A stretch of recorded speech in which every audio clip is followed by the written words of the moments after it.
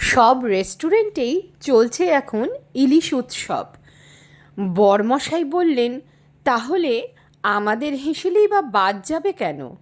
নিয়ে এলেন ইলিশ মাছ, কেটে কুটে নুন হলুদ সর্ষের তেল মাখিয়ে রেডি করলাম নানা রকমের পদ বানাবার জন্য। প্রথমে গরম গরম সর্ষের তেলের মধ্যে ভেজে নিলাম ইলিশ মাছ।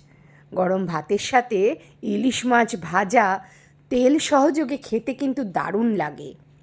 তারপর বানালাম সর্ষে দিয়ে ইলিশ মাছের ভাপে।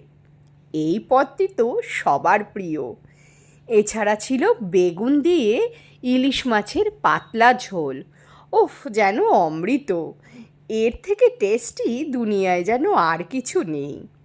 ও, মাথা দিয়ে বানিয়েছিলাম ইলিশ মাছের চচ্চড়ি।